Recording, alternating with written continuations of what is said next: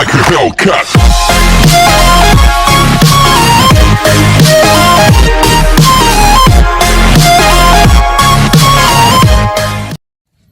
Hi guys, so welcome back sa ating YouTube channel. So in this video, magkakaroon tayo ng something na proving problems, or meron din mga dito sample na mag-create tayo ng table using yung mga properties na binigay. So ipoprove natin itong mga to using yung properties na naibigay ko dun sa previous video natin. Okay, so again, hoping na naaalala mo pa lahat nung pinag-usapan natin sa mga previous video natin, tapos lagi mo siya itatak sa isip mo. So magmumukhang mahirap si abstract if hindi mo siya iniintindi from the start. Okay, so hoping na maintindihan mo yung discussion natin in this video. Okay, so now let's proving problem. So number 1, ano sabi? Use the appropriate properties to prove that if G is a group. So again, so appropriate properties, so meaning yung mga nagamit na natin o yung mga binigay na natin. If G is a group, then there is exactly one element, X element of G, such that X asterisk X is equal to X. So may nag-iisa lang daw element. Okay, so again, may nag-iisa lang daw na element in G such that X asterisk X is equal to X. So I think obvious sa inyo kung ano yun, kung anong klaseng element yan. Pero before that, ito yung tinatawag na idempotent dito sa abstract algebra or dito sa group. So kung aware ka kung ano yung idempotent, so sa punda merong idempotent, meron din tayo sa set theory na idempotent. Okay, so syempre sa abstract algebra meron din tayong term na idempotent. Okay, so ayun yung gagawin natin. So ipoprove natin to. So ito yung proof. Okay, so it is obvious, lagi ko na lang, no. It is obvious. It is obvious that E asterisk E is equal to E in any G. So in any group G. Okay, so meaning obvious siya na si E asterisk E is equal to E, na siya lang yung nag-iisa na yun. Ngayon, what if hindi natin sinunod? So suppose let X tayo. So let X element of G. Okay, so suppose hindi natin alam na siya ay si E. So again, so let X element of G, then by definition ng ating nasa taas, we have X asterisk X is equal to X. Okay, now let X element of G. Kaya ako nilagyan ng kama dyan, so we all know, so lagay ko lang, no, so X inverse is an element of G kasi nga group siya. Okay, then we have X asterisk X is equal to X. Ngayon, anong gagawin ko? Mag-multiply ako ng X inverse both sides. So, probably sa right side ako mag-multiply para medyo mapadali. So, i-multiply ni sir, so that is X asterisk X asterisk X inverse. So, sorry, di ko na so, then X asterisk X inverse. So, dapat nga ginamit ko na yung notation natin kasi variable. Pero okay na yan. Okay, next is by associativity. So, by ASO, so don't forget na ilagay yung mga property na ginagamit mo. So we have X asterisk X asterisk X inverse is equal to X asterisk X inverse. Okay, next is by, lito ko lang lagay, by inverse. So by property of inverse, we have X asterisk E na lang, then sa kabila is E. Okay, kasi X asterisk X inverse is E, then X asterisk X inverse is also E. Then by identity property, we have X is equal to E. So therefore, ang nag-iisang idempotent element lang talaga to any group G is E. So again, yan yung nagtatatanging nag-iisa. Okay, so wala tayong ma-encounter na iba na ganyan yung property. So may ma-encounter tayo na property na ang inverse niya is sarili niya. So sa kada element ng inverse niya is sarili niya. Possible yun. Okay, so special type ng group yun. So kikita natin yun sa mga susunod nating discussion. Okay, so number 2. So pasensya na, medyo matamlay din ako magsalita. Medyo galing din ako sa maraming ginawa din binidyo. So hoping na intindihin mo rin. Okay, so number 2, let G be the set containing E A and B. So meaning may tatlong element yung G natin. So be a group with 3 elements such that E is an identity element and A inverse is equal to B. Construct the group table for G. So ito hindi natin kailangan i-prove. Kailangan natin mag-construct ng group table. So dapat masunod natin yan. Identity element si E, inverse ni A si B. So check natin. So sir, ano pong gagawin? Lagay natin yung asterisk. Okay, then lagay dito si E, A, and B. We have E, A, and B. Okay, din pasensya na kung hindi pantay yung pagkakaguhit ni sir.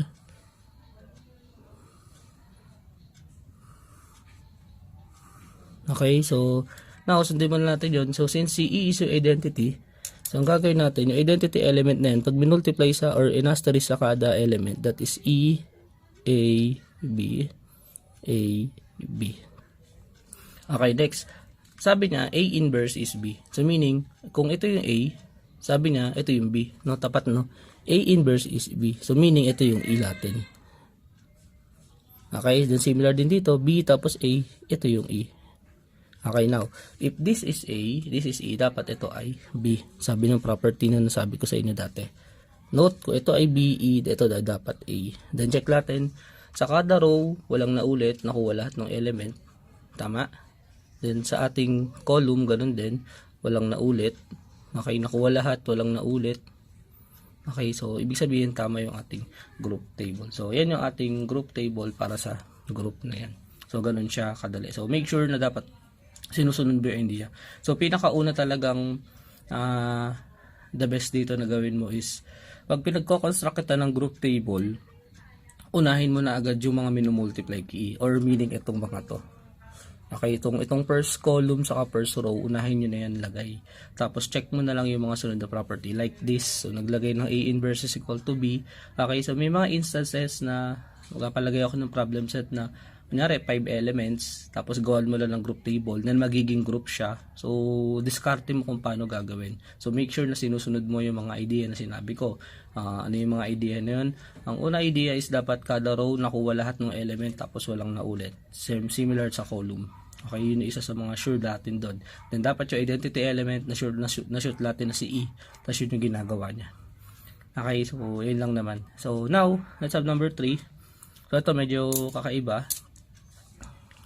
Prove that A inverse is equal to A for all A element of G. So kumbaga parang obvious. Ang inverse of A is just A. Kasi po sir, inverse ni A ang inverse ni A si A inverse. Tama? So si A inverse designation natin para kay inverse of A. Tama? So sabi niya, pag kinuha natin yung inverse of A, ang sagot is A. Obvious yan. Okay? So ngayon, kailangan natin gawin is i-prove natin siya. So ngayon, paano natin siya i-prove? So ito yung magiging proof natin. So ako iniisip ko rin until now kung paano siya i-prove, pero kasi on the spot ko rin talaga siya totally minsan, pero hoping na ma-get sa atin. So check lang natin. Wait 10 seconds. Okay, so let tayo. So let A element of G. Okay, so there exists A inverse element of G such that ito yung ginagawa natin dati. This is A asterisk A inverse is equal to A inverse asterisk A is equal to E. So ito yung definition ng group or nung ating after nung monoid, no? So yung definition ng inverse. So yan yung definition ng inverse. So sa kada A element of G, there exists A inverse element of G such that A asterisk A inverse is equal to A inverse asterisk A is equal to E. So kuha tayo dyan na pwede i-consider. So ang goal natin, makuha natin na A inverse is equal to A. Okay, so consider natin, kuha tayo dito sa equality na yan. So consider si A asterisk A inverse is equal to E. Okay, so consider natin yan, part na yan.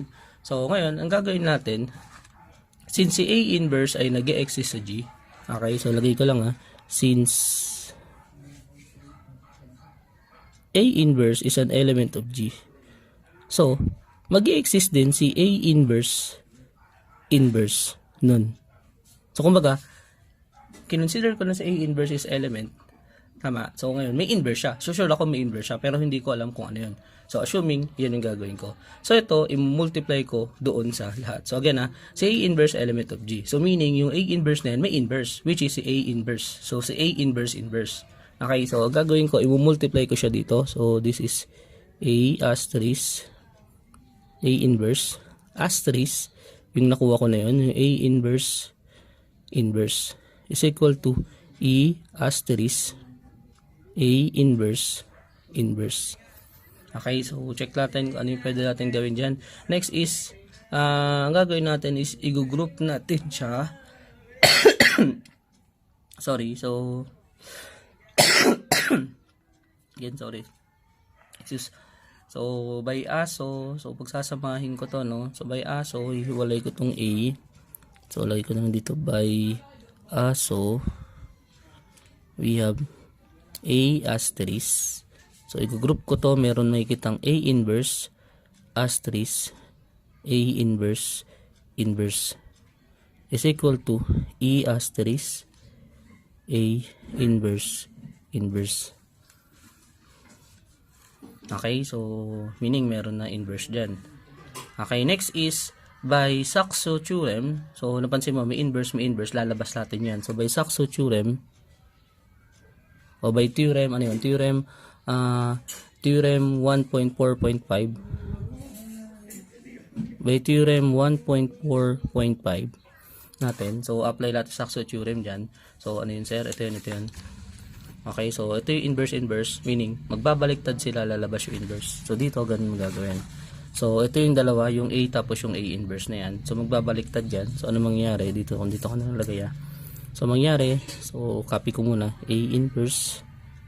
So yung A inverse mapupunta sa unahan. So ito yung A inverse asterisk A. Tapos may lalabas na inverse. Okay, so again ito, yung A inverse na yan mapupunta sa unahan, yung A na yun mapupunta sa pangalawa. So sir, ba't naging A na lang? Kasi nga ilalabas ko yung negative. So this is equal sa E asterisk A inverse inverse. Okay, next is by inverse property natin. Ano mangyari? So by inverse property, this is A asterisk E na lang. Then E inverse, which is equal sa E asterisk A inverse inverse. Okay, note that yung E inverse is just E. So this is just A asterisk E, which is equal sa E asterisk A inverse inverse. Okay, next is by identity property. So we have A is just equal sa A inverse inverse. So therefore this is done. So nakuha ko siya. So again, tandaan mo kung paano ako ginamit sa Saxo theorem. So anong nangyari dyan is parang andito ako sa pangalawa. So nandito ako, napunta siya as ganun. Lumabas yung negative 1 o yung inverse sa labas. Kaya nagkaroon ng inverse dun sa labas na yan. Okay, so hoping na nagets mo siya dun. So tuloy ko na tong video na to. So hindi ko na stop. So tuloy ko na dun sa next natin na ipuprove. So 5 lang naman yung ipuprove ko dito kasi nasa inyo naka-reserve yung iba. Okay, so for number 4, prove that G is commutative if and only if AB inverse is equal to A inverse B inverse for all A and B element of G. Okay, so medyo kakaiba yan. So may word na if and only if, so meaning may dalawa tayong dapat gawin. So alam niyo kung ano yung commutative. So pag sinabing commutative, yung asterisk, ibig sabihin nito AB is equal to BA. So actually may tawag sa pagiging commutative. So hindi ko muna kayo i-spoil kung ano yung tawag sa kanya. Kasi gusto kong sunod-sunod siya or naka-pattern tayo sa idea. So again, ginamit ko muna na word is commutative para at least medyo maging iba. So again, word na if and only if yan. So meaning we have case 1 and case 2. So proceed tayo sa proof. Okay, so assuming ito yung papunta. So yung papunta yung una natin i-prove. So yung papunta na yan, paano natin gagawin? I-assume natin. So assume. So ano i-assume? We have AB is equal to BA. So for all A and B element of G. So meaning associative siya. Okay, yan yung ibig sabihin nung, or sorry, commutative siya. So okay, so assume that AB is equal to BA, yung meaning commutative siya for all A and B element of G. Now, we need to show that AB inverse is equal to A inverse B inverse. So, ang show natin is we have AB inverse is equal to A inverse B inverse. Okay, so ang goal lang natin, it's either sa kanilang dalawa. For example, dito ka nag-start at mapunta doon.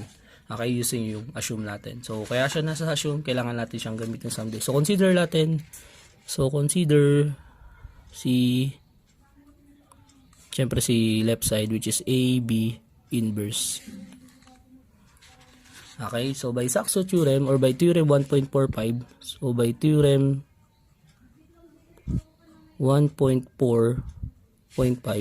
we have B inverse A inverse. Tama. So by theorem 1.4.5, yun yung Shusak theorem. So Shusak theorem, I don't know kung ano yung pagkakaya sabi ko last time. So yan yung effect niya. Okay, next is aware ka na si AB is equal to BA. So meaning, for all A and B, siya ay commutative. So meaning, si B inverse at si A inverse, sila ay element din ni G. So meaning, gumagana rin yung pagiging commutative sa kanila. Okay? So by assume, lagay ko na lang, by assume, so since alam natin na siya ay commutative, okay, we have, this is A inverse is equal to B inverse. So again, sir, paano mo nasabi na napagbaliktad mo? Kasi aware ako na commutative siya. So meaning, element din naman si B inverse kasi A inverse. So individual element din sila na which is pwede rin silang magpalit. Kasi nga, sabi, for all A and B element of G. So yung A and B na yan is arbitrary. So meaning, pasok dyan si identity, pasok dyan si inverse. So kaya gumana din dyan. So therefore, AB inverse is equal to A inverse B inverse. So nakuha natin yung show natin. Okay, next is, punta tayo sa next sa ano natin, yung converse part o yung pabalik. Okay, so assume natin naman dito, so assume natin na si AB inverse is equal to A inverse B inverse. So we need to show that AB is equal to BA. So for all A and B element of G. So, kailangan natin mapakita na siya ay commutative. Okay, so mag-i-start tayo syempre dito, no? So, consider natin, or ano ko na lang, pwedeng ganito, no? So, since AB is an element of G, okay, then this implies that AB inverse is an element also of G. So, sure ako dyan. Again, since si AB element of G, alam natin yan. So, nag-asterisk lang yan. So, pwede natin consider as one element yan. Therefore, alam ko na yung inverse niya nag-exist din sa loob ng G. Okay? So, next is, ano gagawin natin? Ang gagawin natin is apply natin yung nasa taas. So, by assume,